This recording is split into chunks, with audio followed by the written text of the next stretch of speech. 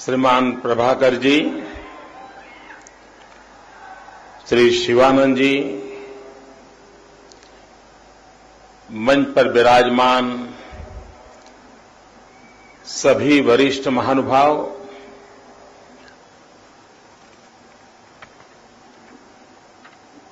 इस शैक्षणिक यात्रा से जुड़े हुए अनेकविध महानुभाव,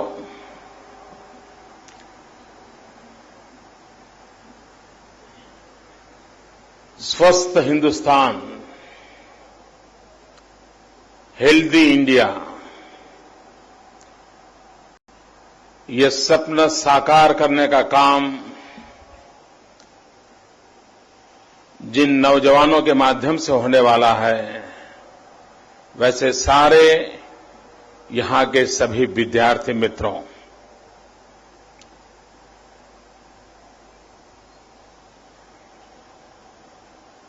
इस अवसर पर मुझे आने का सौभाग्य मिला।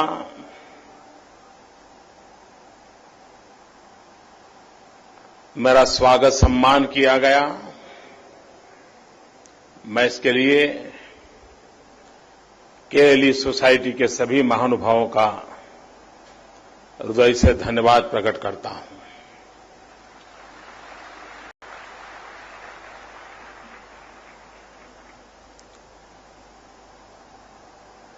मित्र, समाज जीवन में अलग अलग ज्ञाति बिरादरी में कोई न कोई सामाजिक काम चलते हैं और ज्यादातर समाज का संगठन राजनीतिक गतिविधियों के लिए किया जाता है। समाज को एकत्र करके, समाज का विश्वास जुटा करके राजनीतिक जीवन में प्रगति करने के लिए समाज की भावनाओं को जोड़ करके हिंदुस्तान के हर कोने में प्रयास होते हैं। लेकिन कुछ ऐसे महापुरुष पैदा होते हैं जो बहुत दूर का सोच सकते हैं, और जब वो कार्य आरंभ करते हैं, समकालीन लोगों को अंदाज तक नहीं आता है कि ये छोटा सा प्रयास कितनी बड़ी क्रांति का कारण बन जाएगा।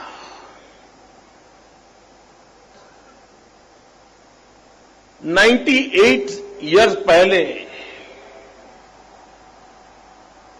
जिन महापुरुषों ने शिक्षा के सामर्थ्य को अनुभव किया होगा, शिक्षा के महत्व को समझा होगा और समाज के सभी लोगों को शिक्षा कैसे उपलब्ध हो, किसान परिवार में भी शिक्षा कैसे पहुंचे, ये सपना देख करके जिन्होंने इस केएलई का बीज बोया होगा, मैं आज उन सभी दीर्घदृष्टा महानुभावों को नतमस्तक होकर के प्रणाम करता हूं, वंदन करता हूं।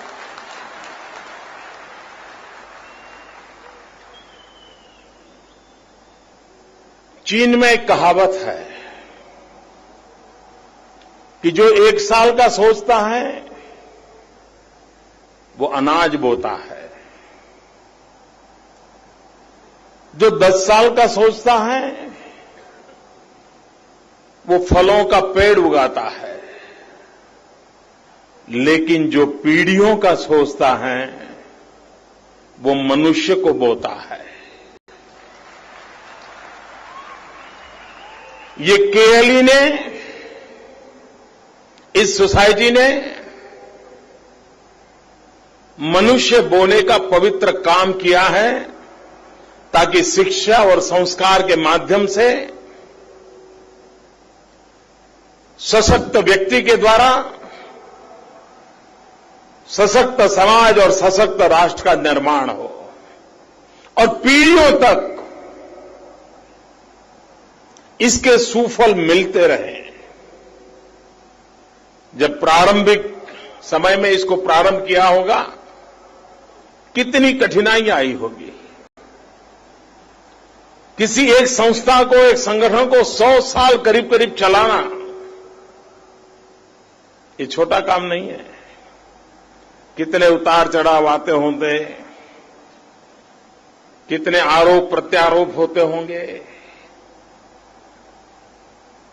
उसके बावजूद भी सबने मिलकर के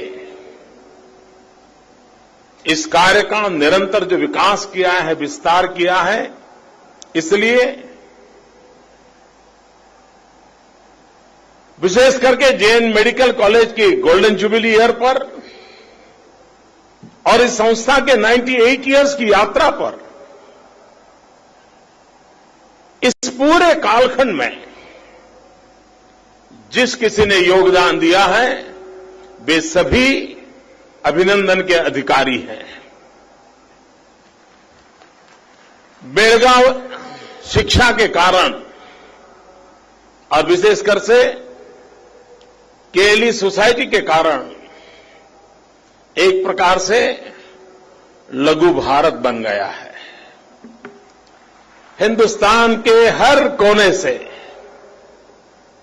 हर भाषा भाषी, हर खान पान वाले विद्यार्थी पिछले 5-6 दशक से बेलगांव आते रहे हैं और इसके कारण ये बेलगांव का शिक्षा धाम, ये सरस्वती का धाम न सिर्फ बेलगांव का, न सिर्फ कर्नाटक का, लेकिन पूरे हिंदुस्तान में अपनी पहचान बना चुका है, एक आस्था का निर्माण कर चुका है। किसी भी समाज को अगर आगे बढ़ना है,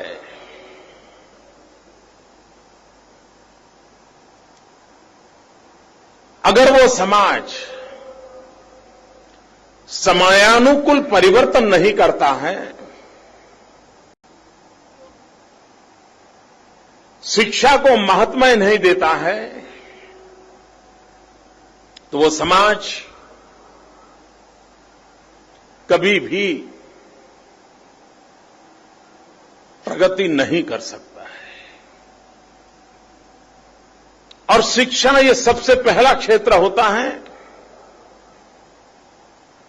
जो आने वाले युग के बदलाव को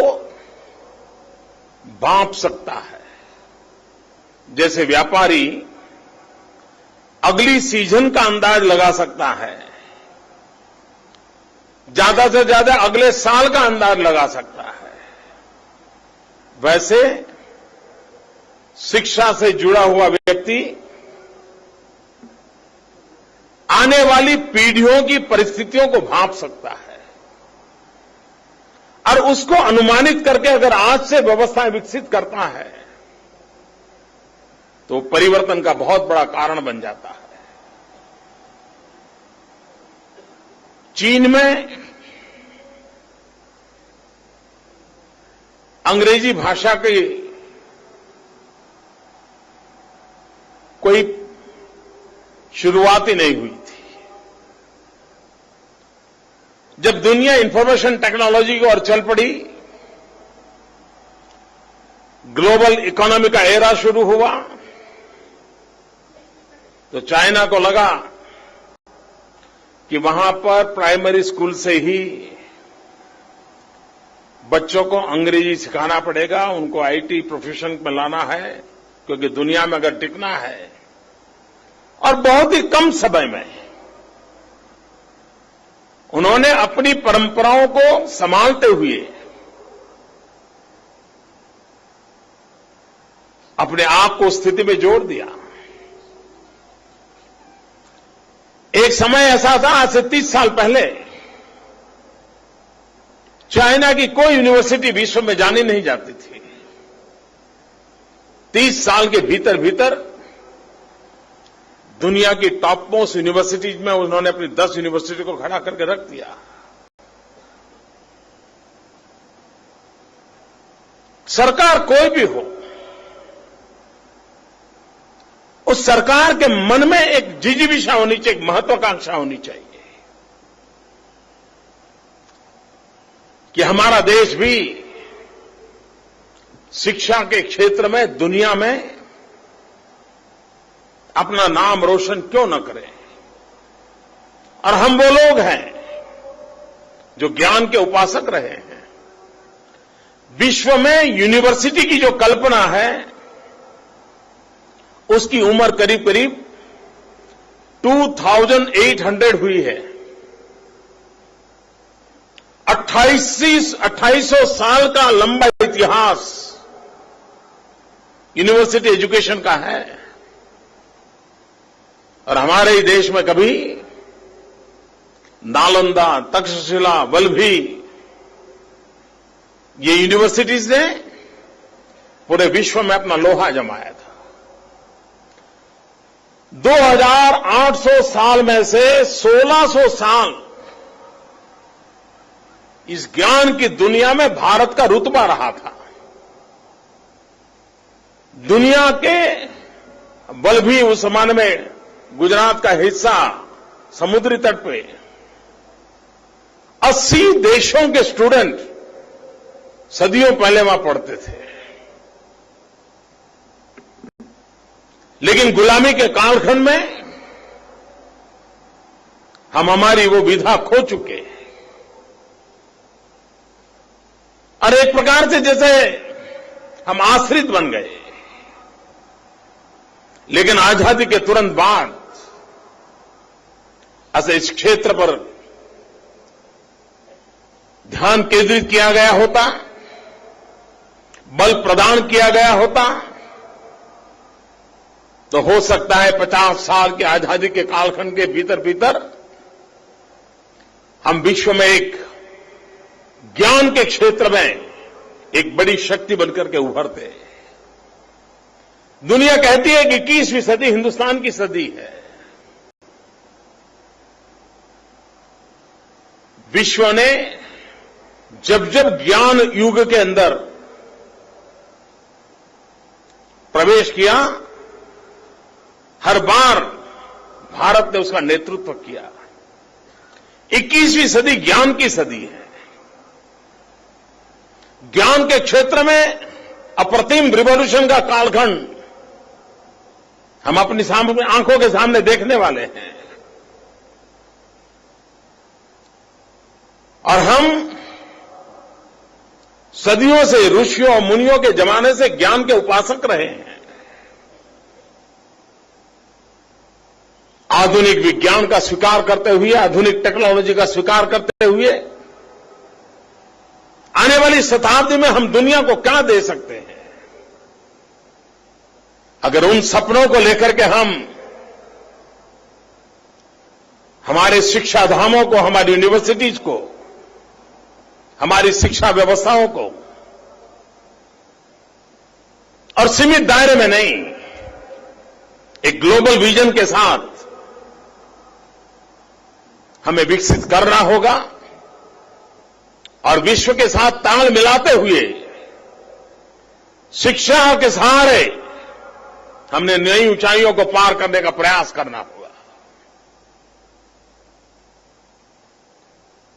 मित्रों, आज देश में हेल्थ ये सेक्टर एक प्रकार से सबसे बड़ी चिंता का कारण बन चुका है। बीमारियां बढ़ती चली जा रही है, बीमार बढ़ते चले जा रहे हैं। जितने अनुपात में डॉक्टरों की जरूरत हो, डॉक्टर उपलब्ध नहीं है।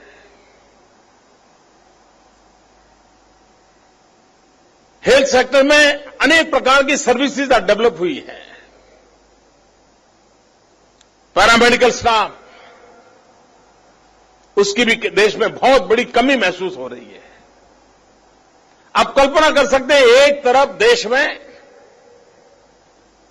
65% जनसंख्या 35 से कम आयु की है। We are youngest country in the world. और दूसरी तरफ हमारे पास पैरामेडिकल क्षेत्र के लिए स्किल मैन पावर नहीं है।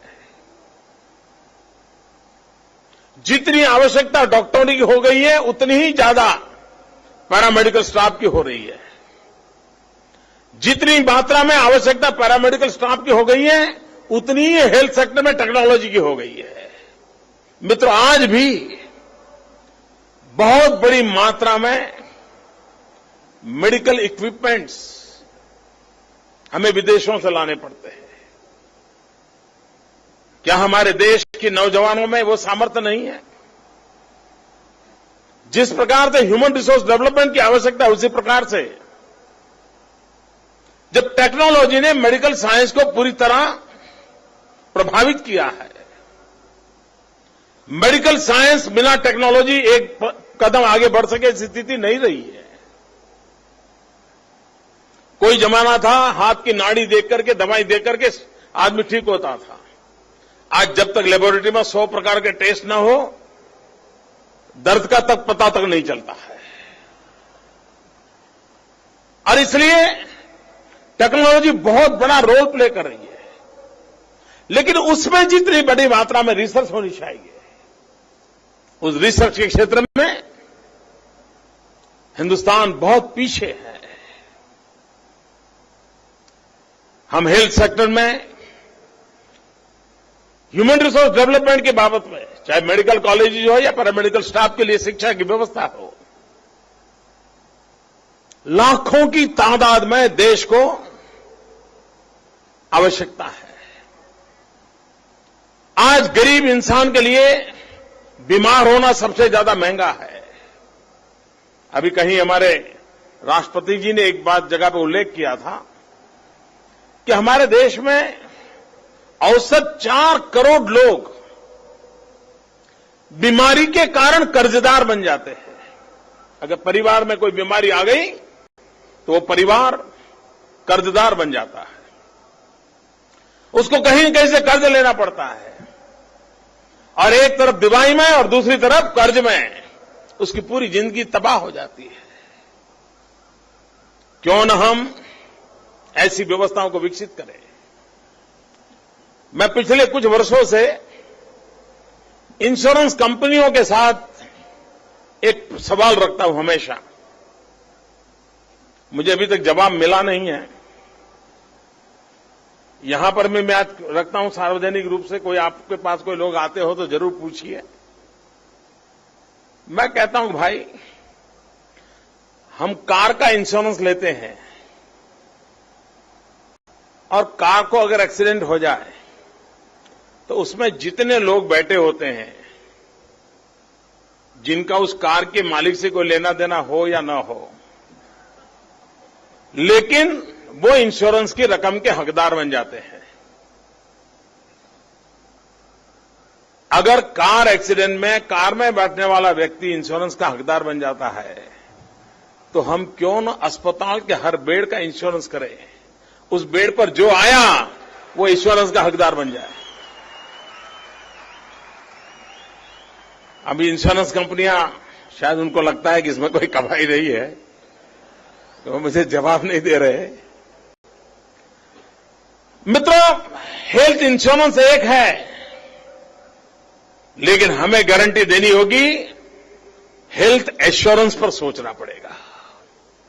सिर्फ हेल्थ इंश्योरेंस काफी नहीं है, हेल्थ एश्योरेंस पर हमने बल देना पड़ेगा।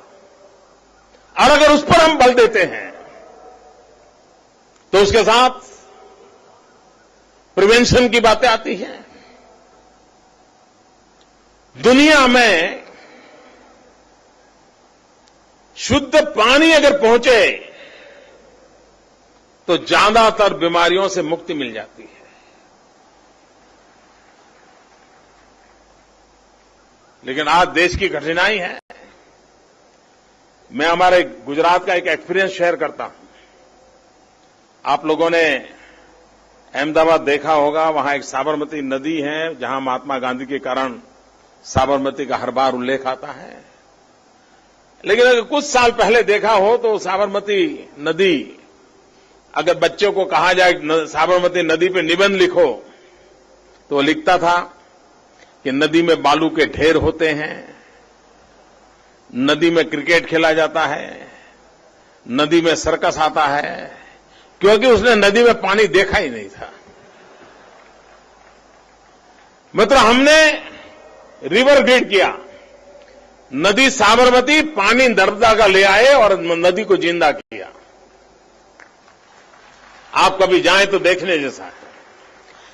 अब दुनिया की नजरों में तो यही है कि हमने साबरमती नदी में नर्मदा का पानी ला करके शहर की शोभा बढ़ा दी, दोनों तरफ नदी बह रही है, आनंद आता है। लेकिन इतना एक छोटा सा प्रयास ने क्या परिणाम लाया? सारे वाटर टेबल ऊपर आए। पहले 2500-3000 टीसीएफ वाला पानी पीते थे, पानी ऊपर आने के कारण शुद्ध पानी मिलने लगा, क्वालिटी ऑफ वाटर एकदम से चेंज हो गया, टीसीएफ एकदम से डाउन हो गया।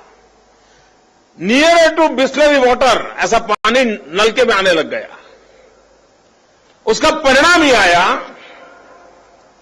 कि वाटर टेबल ऊपर आने के कारण हमारे अहमदाबाद म्युनिसिपल कॉर्पोरेशन का हर वर्ष 15 करोड़ रुपया बिजली का बिल कम हो गया। लेकिन उसके साथ साथ कभी 5 दिन 7 दिन लगातार बारिश होती थी तो हमारे अस्पताल भर जाते थे, लोग बीमार हो जाते थे, और डॉक्टर भी जब बारिश आती है तो बातचीत करते, देखिए सीजन अच्छी है, लोग बीमार हो रहे हैं, डॉक्टर कह रहा है सीजन अच्छी है। लेकिन हमारे यहां ये पानी शुद्ध पहुंचने के कारण पिछले 8-9 साल में कोई एपिडेमिक नहीं हुआ है। और इसलिए प्रिवेंशन को जितना महत्व हमारे देश में दिया जाएगा, पर्सनल हाइजीन का जितना महत्व है, उतना ही सोशल हाइजीन का महत्व हमारे यहां बढ़ेगा। एक बार बीच में पाकिस्तान का एक रिपोर्ट आया था, वहां पर जो बच्चे मरते हैं, बच्चे छोटी उम्र में, उसमें से 40% बच्चे मरने का कारण यह है कि वो खाना खाते समय हाथ धोकर के खाना नहीं खाते हैं। चीज छोटी है। अब जो स्वभाव पाकिस्तान का है, हम लोग भी तो एक ही भूमि में रहते थे, तो हमारी भी कुछ कमियां वैसी होती हैं। लेकिन अगर परिवार में यह आदत हो तो बच्चों के जीवन को बदला जा सकता है, उनको रक्षा दी जा सकती है। हमारे देश में infant mortality rate, IMR, MMR की चर्चा बहुत होती है। रास्ते खोजे जा सकते, नहीं खोजे जा सकते। हमने गुजरात में एक स्कीम चालू की जिसको कई सारे दुनिया के अवार्ड मिले हैं, चिरंजीव स्कीम। और पहली बार हमने हेल्थ सेक्टर में पब्लिक प्राइवेट पार्टनरशिप का मॉडल विकसित किया। हमने डॉक्टरों को जोड़ा और हमने कहा गरीब परिवार की कोई भी प्रेग्नेंट विमेन अगर आपके यहां आती है तो पेमेंट हम देंगे, उसको ट्रीटमेंट मिलनी चाहिए। और उसके कारण मां की जिंदगी बच गई, बेटे की जिंदगी बच गई, बच्चों की जिंदगी बच गई। और इतना ही नहीं, कोई एक समय था हमारे यहां इंस्टीट्यूशनल डिलीवरी कभी 40%, 45% हुआ करती थी, आज इंस्टीट्यूशनल डिलीवरी करीब 96% पर हमने पहुंचा दी। तो हमने हमारी समय की मांग को देखते हुए सरकारों के द्वारा पब्लिक प्राइवेट पार्टनरशिप के मॉडल को हम किस प्रकार से आगे बढ़ाते हैं। गांव के अंदर डॉक्टरों को जाने के लिए हम कैसे प्रोत्साहित कर सकते हैं। मोबाइल अस्पताल का नेटवर्क कितना ज्यादा हम इफेक्टिव बना सकते हैं। तो गरीब व्यक्ति को हम अपने आप एक स्वस्थ हिंदुस्तान का सपना देख करके हम बहुत कुछ कंट्रीब्यूट कर सकते हैं। मित्रों, 5 साल के बाद महात्मा गांधी के 150 वर्षवीं जयंती आएगी। गांधी को 150 साल होंगे। गांधी ने जीवन भर एक बात के प्रति बहुत ही आग्रही थे वो, और वो था सफाई, स्वच्छता। गांधी अपने आश्रम में इस बात के बड़े आग्रही रहते थे, जहां भी जाते इस विषय पे जरूर आग्रह से बोलते थे। क्या हिंदुस्तान गांधी 150 एक मिशन लेकर के पूरे आने वाले 5 साल पूरे हिंदुस्तान में सफाई, स्वच्छता, इस पर बल दे सकता है? हेल्थ के लिए यह सबसे बड़ी बात होती है जो परिवर्तन लाती है। और 2022 में हमारे देश की आजादी के 75 साल होंगे, 75 इयर्स होंगे। अमृत पर्व का अवसर आएगा। क्या हम अभी से 2022 में हेल्दी इंडिया का सपना लेकर के व्यवस्थाएं विकसित कर सकते हैं क्या? ये इससे बड़े कोई मोटिवेशन के लिए कोई प्रेरणा नहीं हो सकती कि एक तरफ गांधी हो, एक तरफ आजादी के 75 साल हो। हम उस बात को लेकर चल सकते हैं। कुछ छोटे छोटे प्रयास होते हैं जो बहुत बड़ा बदलाव लाते हैं। गुजरात में हमने एक प्रयोग किया एनिमल हॉस्टल का। यह यूनिक है। हमारे देश में बच्चों के लिए स्कूल में पढ़ने के हॉस्टल है। गुजरात में हमने कंसेप्ट शुरू किया एनिमल हॉस्टल।